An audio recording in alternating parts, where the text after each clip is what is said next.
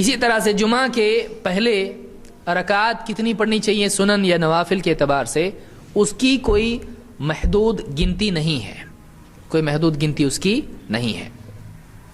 اللہ کے رسول صلی اللہ علیہ وسلم فرماتے ہیں من اغتسل یوم الجمعۃ ثم اتى الجمعہ فصلى ما قدر له، جو غسل کرے جمعہ کے دن اور جمعہ کے لیے آئے اور جو اللہ نے اس کے لیے مقدر کی ہے نماز پڑھے۔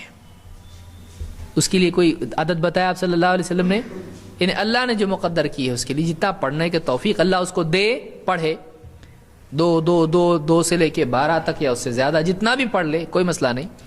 ثم انصت حتى يفرغ الامام من خطبته، پھر وہ خاموش ہو جائے، خاموش رہے یہاں تک کہ امام اس کے خطبے سے فارغ ہو۔ تو یہ نماز پڑھنا امام کے خطبے کے بعد ہے کہ پہلے؟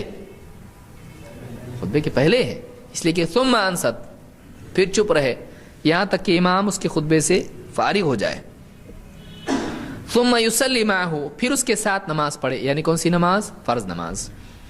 غفر له ما بينه وبين الجمعة الأخرى وفضل 3 أيام، اس کے لیے ایک جمعہ سے اگلے جمعہ تک کے لیے سارے گناہ اس کے معاف ہو جاتے ہیں، اور 3 دن اور مزید اس کے گناہ معاف ہوتے ہیں، یعنی 10 دن کے گناہ جتنے ہو سکتے ہیں وہ سب معاف ہو جاتے ہیں۔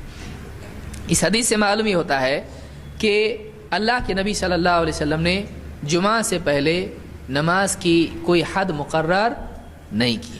تو آدمی آئے، اگر دیکھے ابھی وقت ہے، امام صاحب خطبے کے لیے نہیں آئے ہیں اور سب پبلک بیٹھی ہے، کوئی قرآن پڑھ رہا ہے، کوئی کیا کر رہا ہے، کوئی ذکر کر رہا ہے، اگر اس کا دل ہوتا ہے نماز پڑھنا، 2 رکعت 2 رکعت 2 جتنا اس کے جی میں آئے پڑھے، کوئی مسئلہ اس میں نہیں ہے، کوئی خاص عدد اس میں مقرر نہیں ہے۔ مختلف صحابہ سے مختلف عدد آئے ہیں، کسی سے 4، کسی سے بے گنتی، اس طرح سے مختلف روایت آئی ہیں، تو کوئی حد اللہ کے رسول صلی اللہ علیہ وسلم نے کم یا زیادہ کی طے نہیں کی ہے۔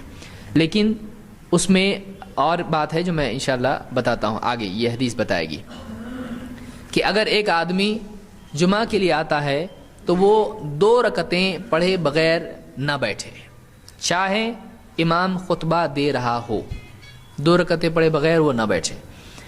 جابر بن عبداللہ رضی اللہ عنہ کہتے ہیں جاء سلیک الغطفانی یوم الجمعۃ ورسول اللہ صلی اللہ علیہ وسلم یخطب فجلس، جمعہ کا دن تھا، سلیک الغطفانی صحابی ہیں، یہ جمعہ کے لیے آئے اور اللہ کے رسول صلی اللہ علیہ وسلم خطبہ دے رہے تھے، وہ آ کے بیٹھ گئے، صحابی آ کے بیٹھ گئے۔ فقال له یا سلیک قم فرکع رکعتین وتجوز فیہما، آپ نے خطبے ہی میں صحابی سے کہا اے سلیک کھڑے ہو جاؤ، وہ بیٹھے ہوئے ہیں، کہا قم کھڑے ہو جاؤ، فرکع رکعتین 2 رکعتیں ادا کرو، 2 رکعتیں ادا کرو، وتجوز فیہما، اور مختصر پڑھنا، تجوز ہلکی پڑھنا، زیادہ لمبی مت پڑھنا۔ ثم قال، پھر کہا اذا جاء احدکم یوم الجمعۃ والامام یخطب فلیرکع رکعتین ولیتجوز فیہما، پھر باقی لوگوں سے کہا، اب یہ پہلا حکم کس کے لیے تھا؟ انڈیویجول کے لیے تھا، ایک شخص کے لیے تھا۔ اب آپ نے سارے لوگوں سے بھی کہا، کیا کہا؟ جب تم میں سے کوئی شخص جمعہ کے لیے آئے اور امام خطبہ دے رہا ہو تو 2 رکعتیں ضرور پڑھ لے اور ہلکی پڑھے۔ تو اس سے بات معلوم، یہ بخاری اور مسلم دونوں میں روایت موجود ہے، اس سے معلوم ہوتا ہے کہ جمعہ کے دن آدمی کو جمعہ کے لیے جب وہ آتا ہے تو 2 رکعتیں پڑھے بغیر نہیں بیٹھنا چاہیے، چاہے امام خطبہ دے رہا ہو۔ بعض لوگ کیا کہتے ہیں، بھئی یہ جو صحابی تھے یہ بہت غریب تھے، ان کے کپڑے پھٹے ہوئے تھے، اور اللہ کے نبی صلی اللہ علیہ وسلم چاہتے تھے کہ لوگ ان کا حال دیکھیں، تاکہ ان کو، اسی لیے آپ نے ان کو کیا کیا، کھڑے ہو کے نماز پڑھنے کے لیے کہا، تاکہ لوگ ان کا حال دیکھیں اور ان کی مدد کریں۔ اتنا دور آپ صلی اللہ علیہ وسلم نے یہاں پر ان کو جو کہا وہی بات سارے لوگوں سے کہا، تو اب کون کس کو صدقہ دے گا؟ جتنے بھی لوگ ہیں، آپ نے غریبوں کو نہیں کہا، تم میں سے جب بھی کوئی غریب آئے جس کے کپڑے پھٹے ہوئے ہوں، جس کو صدقے کی ضرورت ہو، وہ آ کے 2 رکعتیں پڑھے تاکہ سب اس کے حال کو دیکھے، ایسا ہے نہیں. آپ نے کہا جب بھی تم میں سے کوئی آئے امام خطبہ دے رہا تو 2 رکعتیں پڑھے. تو اس سے معلوم ہوتا ہے کہ یہ حکم ان کے لیے خاص نہیں تھا، بلکہ یہ حکم ساری امت کے لیے ہے، ساری امت کے لیے حکم ہے.